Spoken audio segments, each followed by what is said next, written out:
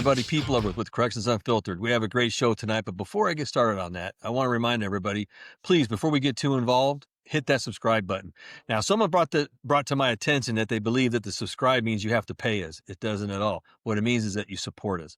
So if you please don't mind, hit that subscribe button. That shows support, and share our content. There's a little share button right there with the YouTube or with Spotify. You can take that link, download it, and you can add it to a message. You can send it out, and let's start sharing this information with everybody.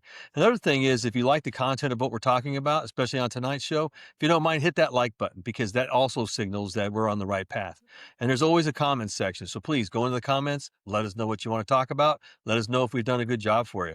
And there's even an email address if you want. It's called correctionsunfiltered@gmail.com. If you haven't noticed, you're going to see some of our merchandise coming out. We've got some pretty crafty people here. So not only do we have polo shirts and t-shirts that we can talk to you about, we've also got challenge coins. If you're like me, and you can tell from behind me over here, I'm a challenge coin freak. I work with a company called Custom Made Challenge Coins.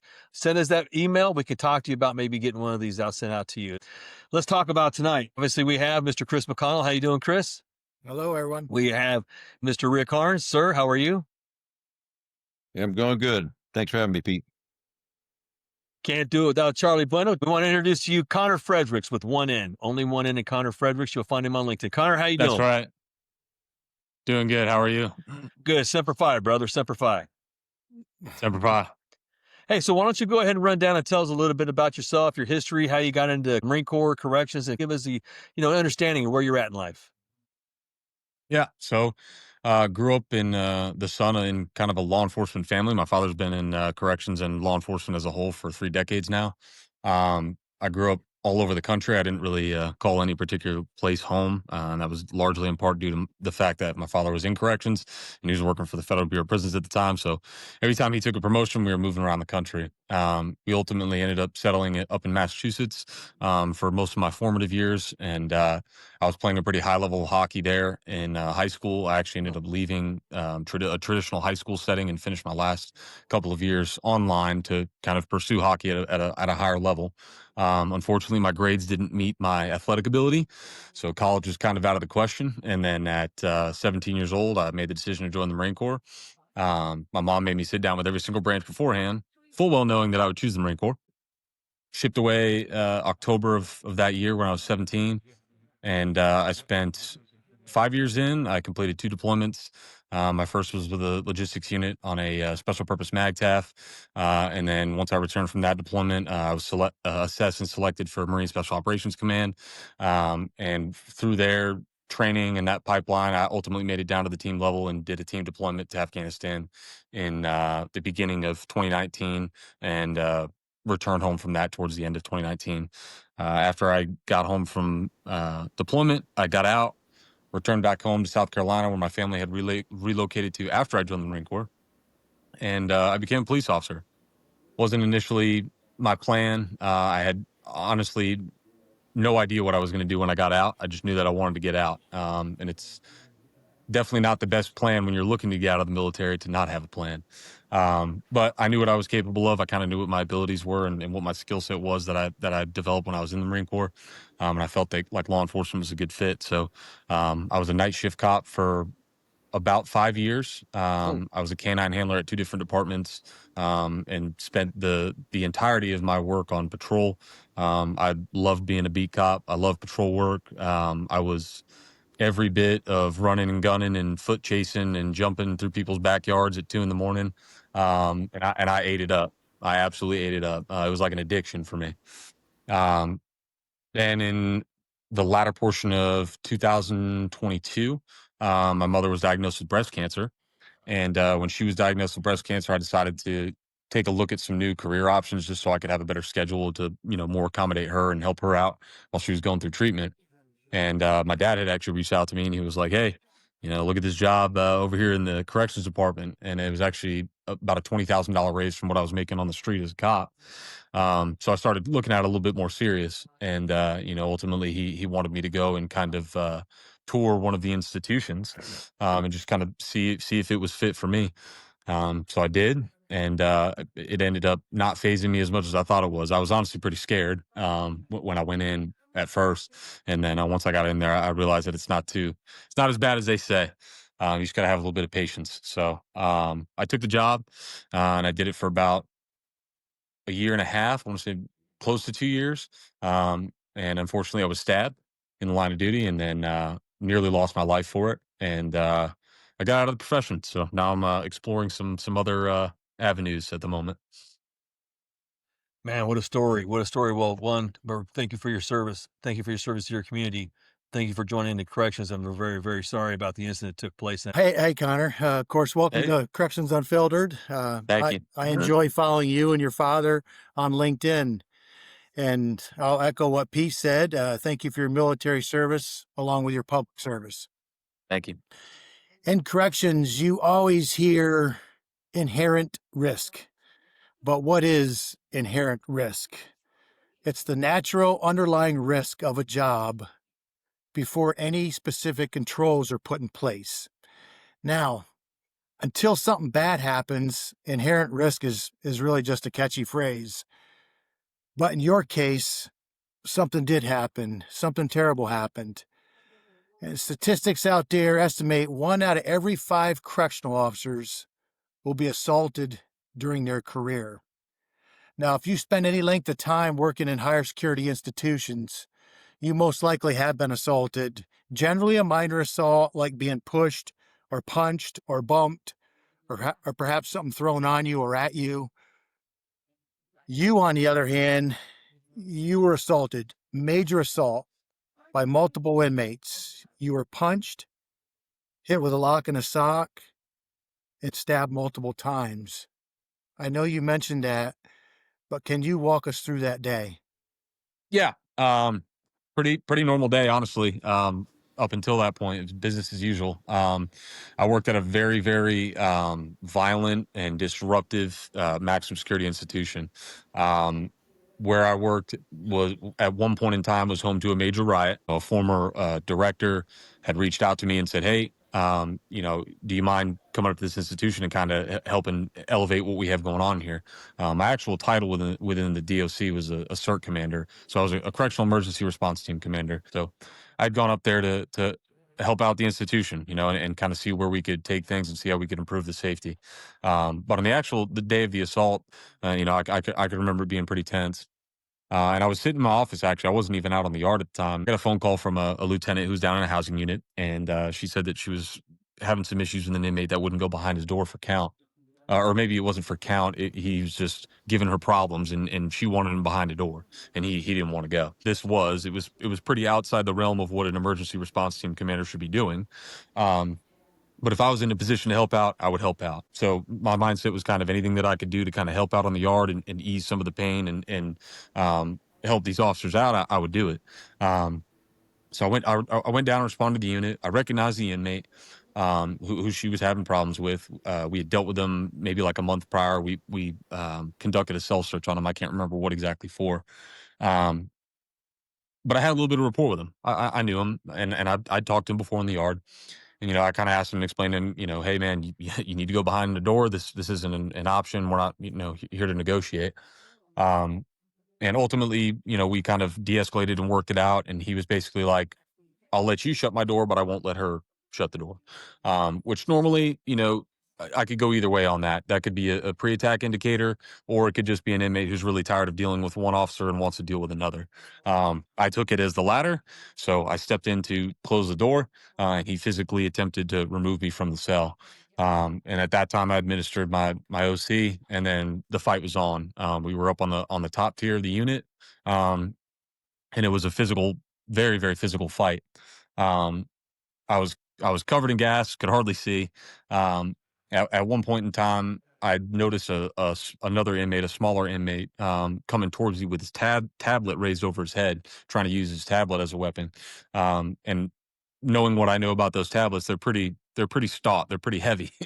So trying to avoid that, because I felt like I was about to be cracked over the head with it. I managed to get away from it, but then I was kind of backed up against the wall on the top tier. And the fight was still on, and now more inmates were piling on. And I noticed another inmate out of my periphery, on my left side, coming up the stairs. He came up the stairs, advanced on me. I felt him lift up my vest. He stabbed me in the left flank, and then twice over the head. Um, I knew I was stabbed from the second that I was stabbed. I think I might have even said some pretty colorful words when that happened. Um, I don't exactly remember how I got out of all of that, but I exited the unit under my own power.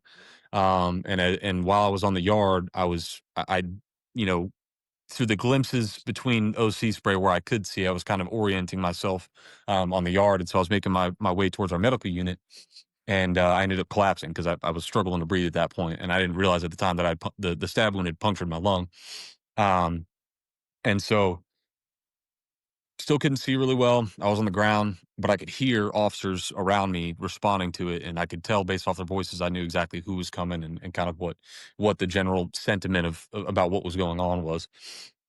And then they were able to get me on a gurney, get me to the medical unit. While I was in there, I was ambulatory at first. I went into shock at one point and passed out, and then I came back to when I was getting on the ambulance, and I remember giving everybody a thumbs up while I was getting on the ambulance. They trauma transported me to a local medical center, and while I was on en route, I called my wife. Well, I had the EMT call my wife. I had my work phone on me, and I couldn't, still couldn't hardly see at this point. So I just handed it to the EMT. I'm like, "Hey, dude, here's my passcode. Call my wife." And yeah, that's probably one of the harder phone calls I've ever made. 'Cause she was about 3.5 months pregnant at the time, but made a full recovery. And honestly, physically, I'm probably doing better than I have in a long time. Probably haven't been as strong or physically fit now since I was in Afghanistan. Well, we're glad you made it, brother. We really are. That's a terrible, terrible incident that took place, and you took some very serious puncture wounds, and you took some serious assault. So thank you for being here, and we're very happy for you. Happy that like you said, your wife unfortunately got that call. You're in an ambulance. That'd be heartbreaking, heart wrenching for her. Yep. So all of our love to you and your family, man. Appreciate it. Happy to be here. Semper Fi. And Semper Fi. how do you think that affected you mentally? So at first I felt like I was doing pretty well. I really did. I've been through a number of critical incidents like this throughout my law enforcement career. Um, I mean several. And I say that because, like I said earlier, there's everyone's different in the profession, right? And everyone's either placed in different positions that may not expose them to certain situations, or they, out of fear or out of self-preservation, choose to not put themselves in situations. Right, wrong, or indifferent. I was not the person that wasn't going to put myself anywhere. I was putting myself through everything, and because of that, I really got to experience kind of a large swath of critical incidents in kind of a condensed amount of time. This being one of them. And I'd always bounce back pretty well. I relied on peer support groups, and some of the elements and measures that they have in place at my police departments and everything like that, and my agencies prior to this. Um, and I've never shied away from talking about it. And I think that's probably one of the biggest things you can do when recovering from an incident like that is talk about it and not bottle it up. So for the first couple of months, I think I was doing pretty well. It was probably right around the time like just prior to and just after my daughter was born. She was born in May of this year. That things started to get pretty dark, you know what I mean? And I don't know if it was just you know, her being born it was almost like a cathartic like release of emotions, Everything had been built up, over those 9 months, waiting, and all of the stuff that me and my wife had been through with this incident and other incidents just that we had personally going on. I think I started to struggle again. And so it took a little bit of time, but I would say I'm definitely back where I was probably right after the incident started. And I'm doing substantially better mentally now Good. and physically. Excellent. Yeah, because I think just the profession, I mean, leading from the military to your law enforcement, and then all of us into corrections. We talked about it on the last show about Pandora's box. And Oh yeah. I think we in this profession just have the ability to lock things away. And, Yep. and it's not that you don't think about them. It's just there's just certain times that I don't care what you're doing, mowing the grass, driving to work, what it is. those things come up, and I think that's how you deal with them. Kind of Yep. think, talk to yourself if that's what you want to say, but we deal with it in the most bizarre ways, 100%. and I don't And think I think it's also because of how many we see, like how many of these things that we see or that we experience. yes, It's almost like your body is going through like shock therapy. Like you don't even know exactly how to react to some of it in the moment, and you're kind of just numb to it. And then these things like resurface over time, and then you have to deal with them then. So yeah, and I think when it happens to you, it brings just so much more to the forefront, oh, it's like it does happen to you. It does happen to us, because you kind of look at it from a distance a little bit, but you're still dealing definitely. with it. But yeah, I like there again, I couldn't even imagine. That's the that's the top of the game, I guess, if that's what you want to call it when you go through that. I mean, you know, but yeah, we're glad you're here. We're glad you're here. Thank you. Hey, Connor, I want to jump in here. First of all, uh, thank you for being here, and I can't even imagine what you went through, and I totally understand why you're not in corrections anymore. 100%. You use two phrases, and we all have our systems, have our own lingo, and I'm pretty sure I know what you're talking about. With behind the door, apparently somebody wouldn't lock in. Is that what they're? Yep. Is that what it was? And then the other was you talked about a tablet, and what I'm picturing is somebody with an iPad in a unit. Is that you? It's not far from that. So where I was, that agency essentially, and I don't know if this is a nationwide thing or what states really adopted this, but essentially it was something that was implemented during COVID. They issued these little, and they're not iPads; they're like these little plastic tablets. I mean, they're similar to iPads in that they're a tablet, and you can make phone calls and everything like that from it. What I wanted to drill down on, you spoke before we got going that there had been problems at this facility before, significant problems at this facility, and you'd been asked to come there and kind of help, put a lid on these things. Did After your incident, so it sounded to me, it sounds like they still had a lot of problems while you were there. That it was operating kind of on the kind of the edge of chaos every day. Yeah. And I think everybody in this podcast has worked at places that it was very sketchy, Yep. and what it's like. Every Yeah. day is an adventure, to put it nicely. After your incident, how did things, to your knowledge, how did things pan out at that place? Was there finally something really So extreme done? I know they locked it down for probably at least a month, like the entire institution. I don't think there was any movement until they could, get in there and try to understand why it happened, which I still don't really have an answer on. I have some theories, some working theories, but I don't have a solid answer on it yet. But and the CERT team itself, while I was there, was never fully staffed. So the task org for a CERT team was 5 operators. When I was there, it got all the way down to 2, me being one of them. When I got there, it was 3, so we actually lost staff while I was there on my team. And then it never got over 3. So the max when I was there was 3 guys out of a 4-man team. After I left, they did manage to get all 5 and fully staff it, but have since lost members of it, and I don't think they're fully staffed at this point in time right now. Hey, Connor, I know a well-known military saying out there is, yeah, under pressure, you don't rise to the occasion, you sink to the level of your training. And when correctional professionals do receive training, are they receiving the right training? For example, are they receiving the training needed to survive a major assault physically and mentally, like what you went through? Uh, like you not only had the skill set, but the warrior mindset to say, hey, I'm making it home, man. I'm going home with my family. I'm going to fight like hell. I'm going to do whatever it takes to get out of this situation. And that's what you did. Again, are correctional professionals receiving the right training, or what training should they be receiving to get that warrior mindset? Yeah, I think, and I don't want to just speak for correctional professionals. I want to speak for like the entire profession of law enforcement. And I say this just because I've seen both sides of the spectrum. And without a doubt, I do not think that we are meeting the mark as a profession in terms of training. And there's several reasons for that.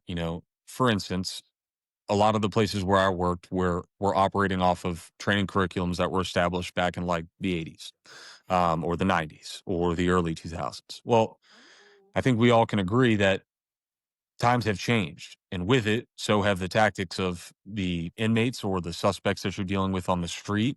And so, as a profession, we have to change and we have to adapt and adjust our tactics to the changes that are happening in society or that are happening, in the culture of a prison. And I just don't think that we're meeting the mark on that. You can get a bunch of grown adults to stand in a gymnasium and slap a bag and yell, "Get back." I think we've all done that at one point or another. But is that really the tactic that's going to help you when someone's stabbing you with a shank or beating you with a lock and sock, or mob assaulting you in a housing unit? It's not.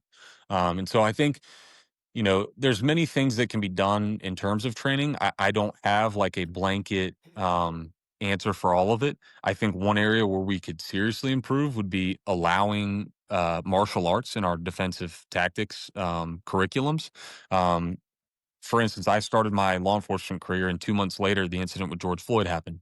And without getting too much into that, a lot of these agencies, completely changed their defensive tactics policies and the language therein, which really kind of handcuffed and restricted a lot of the personnel and how they handled situations.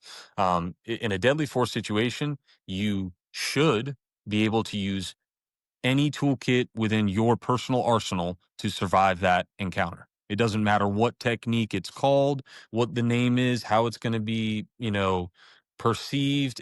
None of that should matter. It's life or death. It should be treated as such, and you should be able to refer to that item, that you know, or that move or that technique or whatever it may be, to survive that encounter. And so, I think martial arts would be a really good start. I've practice and learn jujitsu. Obviously, I was grateful enough to have the Marine Corps martial arts program. I think even that is head and shoulders above a lot of the defensive tactics programs that I've seen in law enforcement. Um, and I think standards ought to be applied better across the profession. And what I mean by that specifically is like, if I go to state X and my police academy is 8 weeks long, but I go to state Y and my police academy is 6 months long to a year long. Why is that? Probably a matter of funding, I would imagine. Maybe one's got a larger, bank account than the other and they can, train people to that standard. But why are we not trying to replicate that nationwide? Why would we accept a lesser standard or a lesser amount of time that it takes to create these professionals when, one, they're tasked with going out and taking and or protecting people's civil liberties, or two, housing the worst of the worst offenders that the United States has to offer? Again, and I use this with Pete. He and I spoke prior to this, and I've always used this as kind of an analogy, and I think it reigns true. We don't pay or we don't have our NFL athletes go out and pay for football training, right? It's provided to them should they make it to that levels because it's such an advanced level. Well, if I'm supposed to be an athlete with a gun, which is essentially what you're tasking me with to be a police officer, I have to be able to run after the bad guy, catch the bad guy, fight the bad guy if need be, survive that encounter, utilize deadly force tactics under stress in split second situations. Those all sound like pretty elite things to me. So why are we not just providing this training?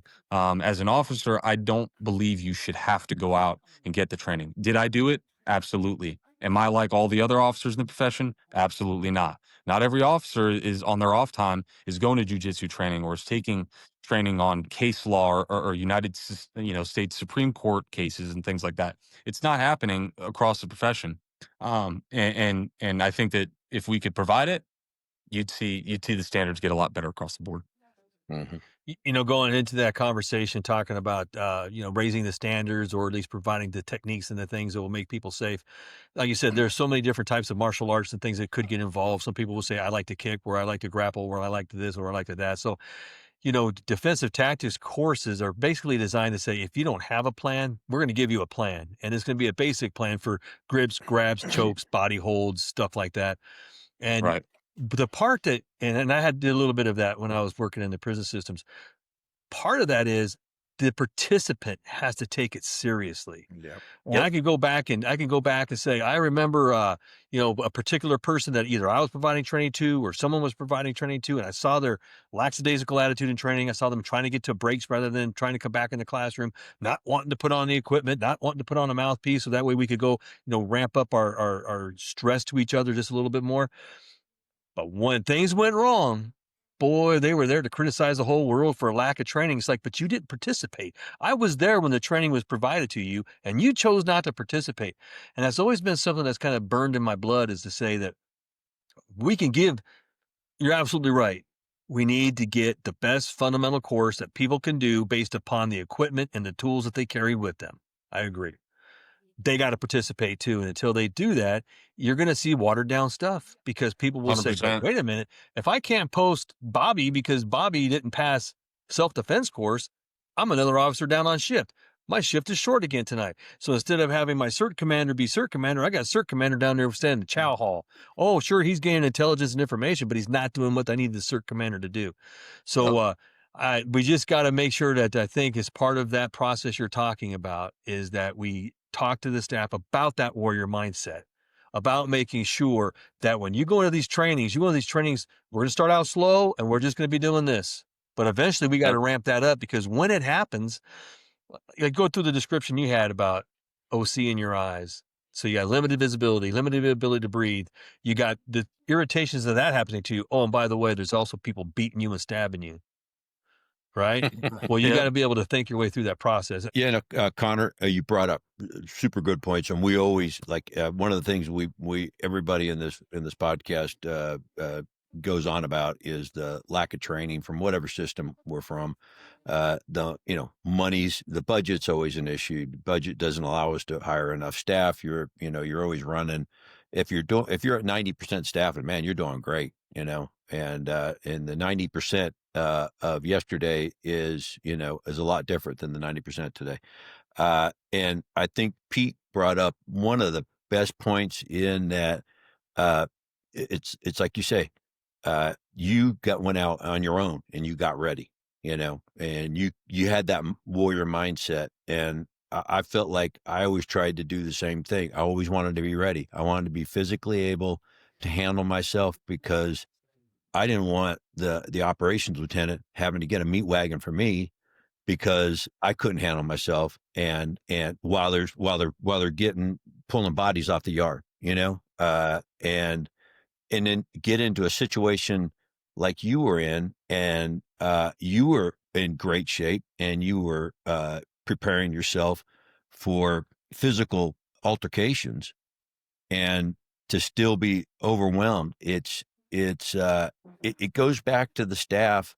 I always said you could turn right and go down to the gym after your shift, or you could turn left and go down to the bar and sit there and get juiced up and eat potato chips. It's up to you. But when all hell breaks loose, are you going to be any good to anybody, including yourself? One of the things that, and I'm probably going to strike a nerve with some people, but I don't care, was we had the officers union when we tried to come up with a physical standard, so you couldn't, I always told, when I was doing training, told the new guys coming in, most of them were coming straight out of the military. And I told them, right now, you're in the best shape of your life. You're probably about the best shape of your life. And a year from now, half this room is going to put on 50 pounds, and you're going to be in the worst shape of your life. Whereas the inmates are going to come in off the street. They're detox, and once they detox, and then they're hitting the yard, and they're getting some good chow and all that kind of stuff, they may be in the best shape of their life. You see the problem, the intertwining of the problem. Oh, yeah. And you know what it did? Went in one ear and out the other. Very few ever came back to me and said, you were 100% right. And I'm glad I did. Yep. And, these guys, how it is, you're not jumping in a squad car and running down to the unit. You're on foot. And you get down there and you're already out of gas. The guy, you see the officer stand there with their hands on their knees, bent over, huffing and puffing for breath while you're fighting. Yep. It That it, was it always something drove me nuts.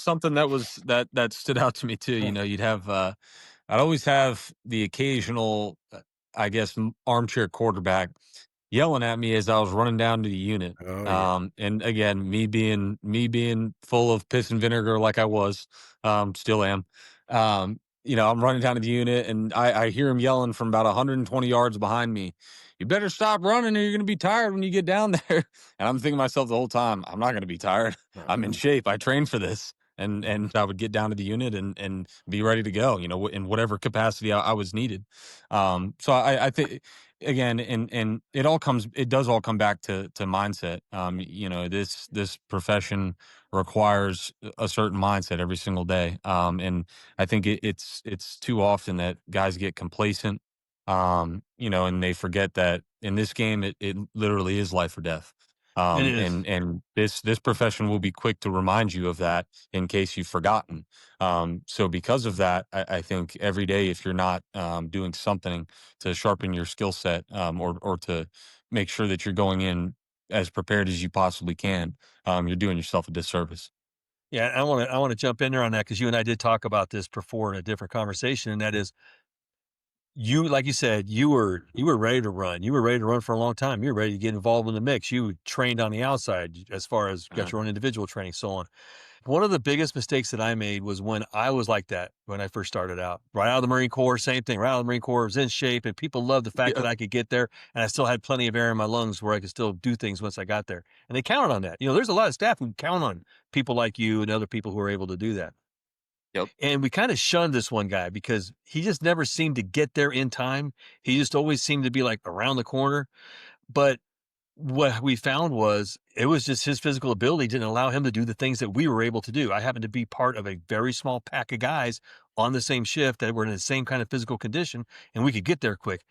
And he couldn't. And I actually am very embarrassed about this is because it took me a while before I actually had a conversation with him and found out that it bothered him that he couldn't get there. It bothered him that he couldn't get there and do the things that we could do. He was not an athletic person, never had been.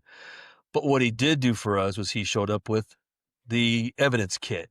He showed up with the different things that we needed to lock down the pod. He showed up with all the stuff that we needed once we got control or as we were gaining control. He's clearing the area, putting inmates in their cells or clearing the walkways or clearing the chow hall. He's doing the things that takes place outside of what we're doing.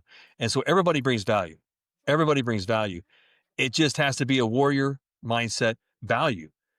yep, What used to bother me, and if you get to know me, I hate coffee cups for a reason. Because when I'm like you, running across the compound to get somewhere to help a partner out, someone's trying to figure out where they're putting their coffee cup. And I don't like coffee cups because of that reason. yep, That's not warrior mindset. They have a yep, coffee cup in their hand trying to figure out what to do. That ain't warrior mindset. You know what warrior mindset is? Before I go out and walk that compound, I put my coffee cup down. So when I go out yep, there, I can respond. That's warrior mindset. yep. No, and I completely agree, and that's a great point. The mindset thing and having a warrior mindset, it doesn't exactly you don't have to be, God's gift to physical fitness, and the biggest baddest dude in the whole world. Just Mhm. be value added. Whatever in whatever capacity you can, be value added. Be Exactly the value added point. to the mission. Understand the mission, understand that there is a mission, what that mission is, and dedicate yourself to it in whatever capacity you can. And if you work for a good enough team and you work around other good leaders, they're going to figure out exactly what you bring to the table and they're going to draw from that and pull from that, because that's just what good leaders do. Everyone has strengths that not the other person has. I've run across very few people that are good at everything. And I'd be good at a couple things, and there might be another guy that's really good at something. Like me, I'm not great at paperwork, not really the best at evidence processing and everything like that. So I relied on people around me, to help me out with those things. I was really good at running, really good at being physical, and I never had any problems with those things. And I was pretty head first, into all of that. So, um, I- that's really what it is. Would it be perfect if we could get everyone in this profession to be, absolutely outstanding physical athletic, and in the best shape of their life? It would. It's not the reality. It's not the reality that we face. So relying on everyone else's strengths, but the as far as the mindset goes, you have to come into work every day and know your role, understand exactly what you're going to do to make your institution better, to keep your inmates secure, and understand what public service means and kind of what that purpose is. You sound like the rest of us. In my experience and the way I thought about it, and you could be on board with this or not, but being in it and doing what you did and being prepared, sometimes didn't you just think like, why is it always me? Why am I always leading the hallway? Hey, I was 53 years old, and there was many a times where I led the hallway. And I'm thinking to myself, come on, these guys are 20 years younger than me and physically in shape, but they I've told Pete, but I never got mad about that. Some people are just not like that.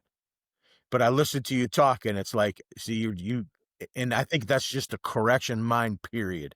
Yeah. You keep going. And honestly, I think the simple answer to that is why is it always me? And I've certainly felt like that. And why do these things happen to me? And even in the moment of being assaulted and everything like that, it's a very weird thing that happens. It's like an out of body experience. And you start kind of asking questions to yourself. I remember several questions that I was asking and things that I was saying in that moment. And I don't think the whole thing lasted, but maybe more than a minute or two. Um, but I think the simple answer of why is it always me is because I have that mindset, because I come in every day and I'm prepared. I'm ready and I'm prepared. And so when things happen like that, it's very easy to understand why, because I'm the one that's able to put myself in that situation, or I'm a part of this because of my mindset and how I carry myself every day, and my moral and ethical compass, and Yeah. my steadfast resolve in good versus evil, and want and need to come in and do my job. And people like that are very hard to break, I believe. Yeah. And you doing those kind of things that go on inside those walls, it's almost like you're really not even thinking about it. You're just reacting to the situation, and you just when you get there, it's kind of just natural. It's in the Yep. it's in your mindset what you're going to do or what you're going to attempt to do, but you just don't think of your perfect instance of an outcome. Yeah. You Well, and just like Chris said, I think the old saying of you're always going to rely to what your lowest level of training is. Well, if you're resorting to your lowest level of training, but your lowest level of training is really high level training, then it, yeah, that's a good way to react. absolutely, Mhm, absolutely. mhm, Yep. mhm. You know, you talk about your mindset and when you came into work and the way you were at work, Connor. Uh, I think to me, the inmates knew they know who's there and about business, and they know who's there just collecting. They're doing eight in the gate. They want to just get in and get out. That is 100% correct. When you're like that, you're for the guys that are out there moving contraband on the yard, you're a pain in the ass. You're causing problems, and so Yep. you find that you are a target. Oh, You got a 100%. you got a bullseye on you, and it's sad when the rest of your workers around you don't bring the same level to the game. Or when they recognize that you're that problem, and because they recognize that you're that problem along with the inmates, that they decide to distance themselves from you, Exactly. for fear of retribution, or whatever it is. And I can't sit here and pretend to understand every situation. And I'll use this as an example. So, I would come into a housing unit, middle of the day, maybe even at lunchtime. Sometimes I would take the opportunity, while a certain housing unit is at chow, to go into the unit and start searching themselves while they're not there. Tactically, it's a perfect opportunity to do it safely. You can take your time. There's no stress. There's no pressure. Um, and sometimes, if you're really good at it, you can do it without them ever knowing. Um, but sometimes they do know, and sometimes they figure it out. And sometimes they come back and then now they're really pissed off and now they're giving the officer a hard time, or they're causing a scene, or they're causing a disturbance, or maybe they're causing a distraction to try and get you down there so they can assault you or something like that. And sometimes I would have officers like, why'd you come stir up my unit and come stir up the hornet's nest and this and that? And it's, you know, you have to be able to explain that obviously tactfully in the moment. But the short answer to that is because while you understand there's danger and there's risk with the job, it's not going to deter you from completing your mission. If you have a mission and your desired end state is to go into work every day and complete that, in the face of imminent danger and very violent individuals, it's very hard to break off from that. Well, it's funny you say that because in somewhat of a humorous explanation, people ask me, what is a correctional officer? And I say, being a correctional officer is essentially dealing with inmates being mad at you for decisions they made. I want to say, if anyone knows one thing about me, I'm a huge proponent of training, but it must be recent, must be relevant, must be realistic, and it must be ongoing. It must be quality training. It must be the right training.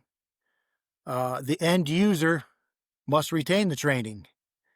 If so, there's no better insurance policy out there in the world of corrections. Perhaps it'll also develop the warrior mindset. My training concept is very simple. You either trained or you're untrained, period. What do you say? Yeah, I think I would fall into the same philosophy. It's very evident at times when officers are not trained, or they're trained very poorly, or they don't carry the right mindset. And I think that the military puts us at a unique advantage in these types of environments.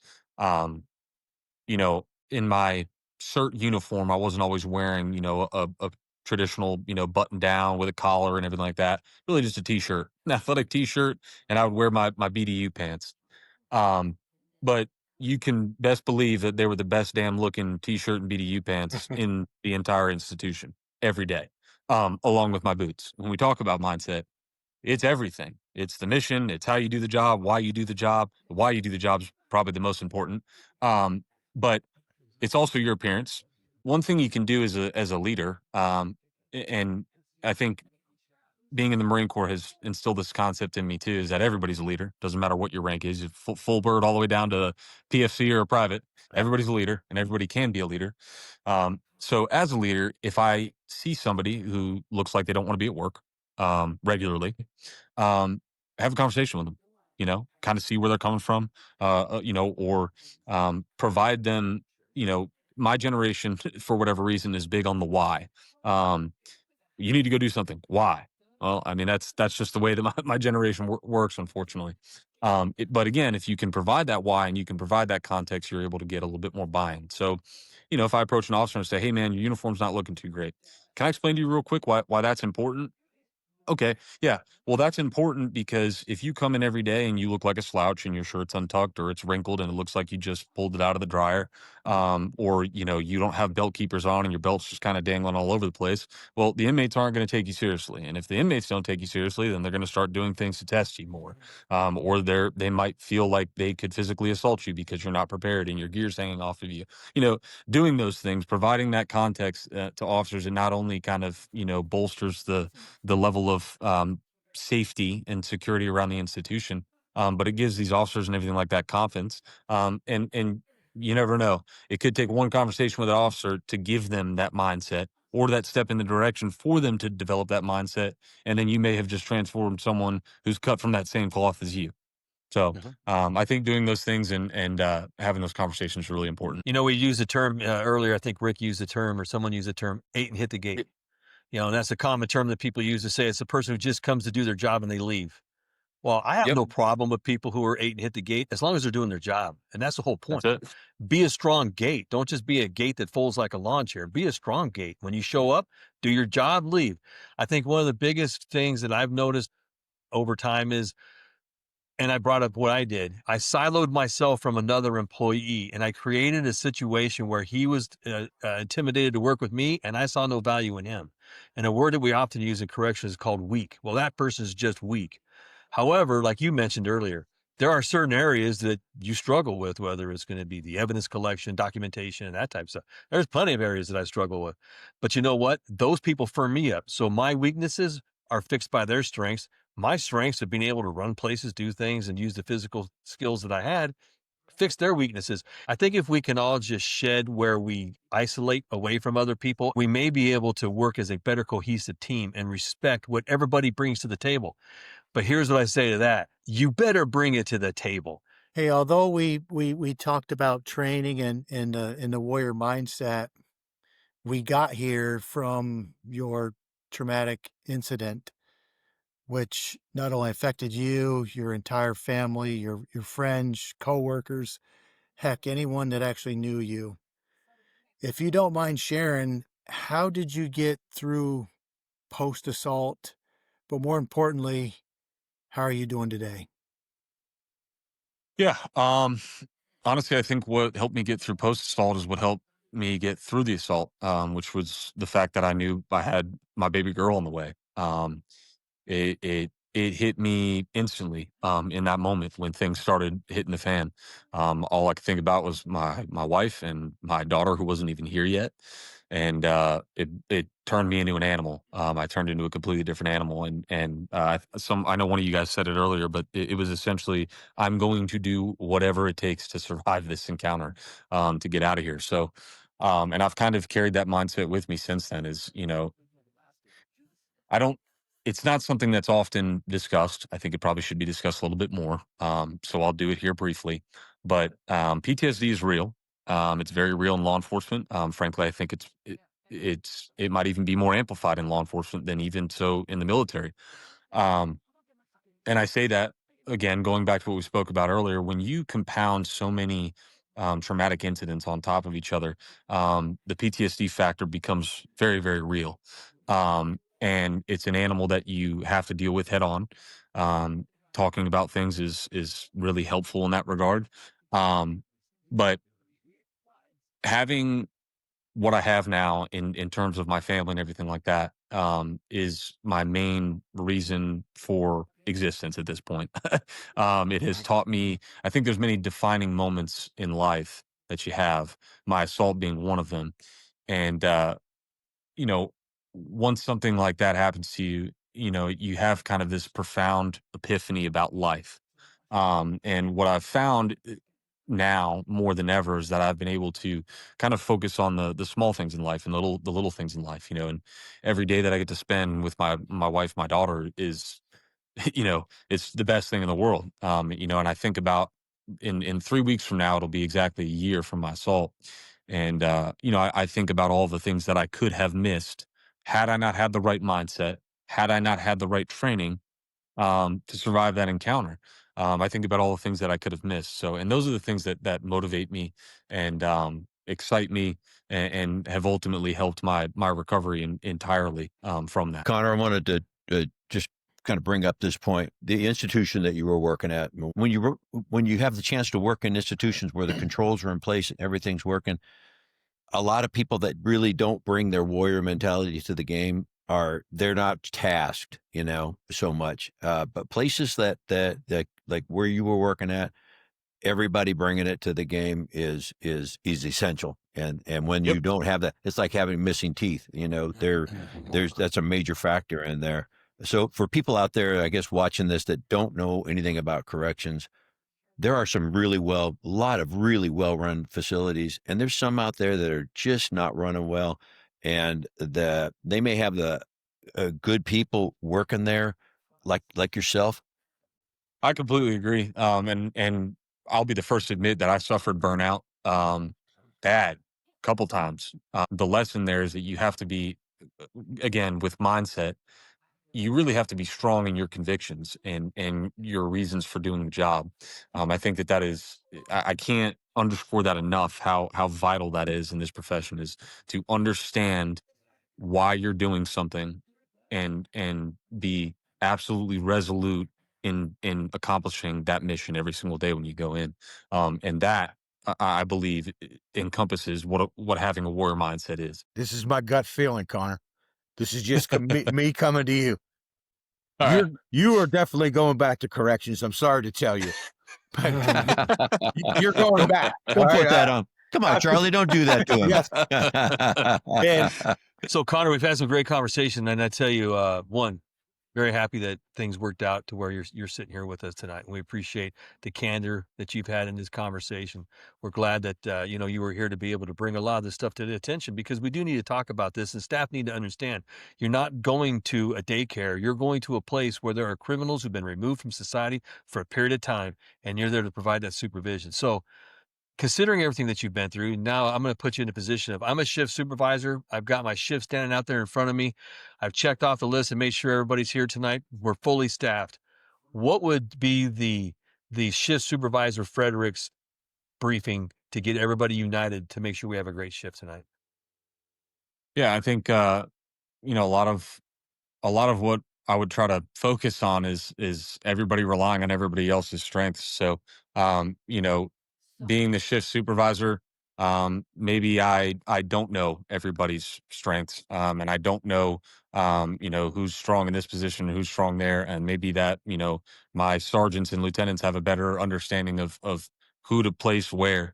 I think that placing people based on their strength rather than based on what's comfortable is going to provide everybody the safest outcome within the institution. Lean on your brother, lean on your sister, and rely on each other's strengths, and don't ever leave someone alone. And if you got to fight, make sure you're fighting together, and everybody goes home at the end of the shift and remember why you do it. That's great, man. That's great.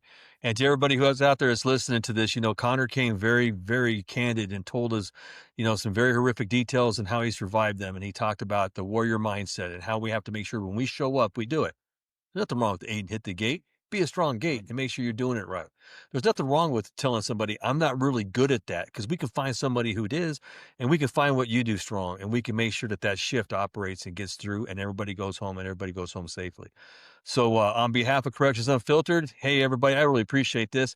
Please, if you don't mind us also out there, hit the subscribe button. If you like this conversation, please like it. And don't forget our merch. We got Charlie in charge of our merchandise. correctionsunfiltered@gmail.com. We'll work some stuff out with you, and we'll get you that merchandise. But Conor, thank you, brother. You got a couple coins. In fact, you got, I think, the first Corrections Unfiltered coin is going to be delivered to you hopefully shortly, my brother. Thanks, brother. All right. Semper Fi. Number 5. Thank you. Thank you. Thanks, guys. All right, thank you.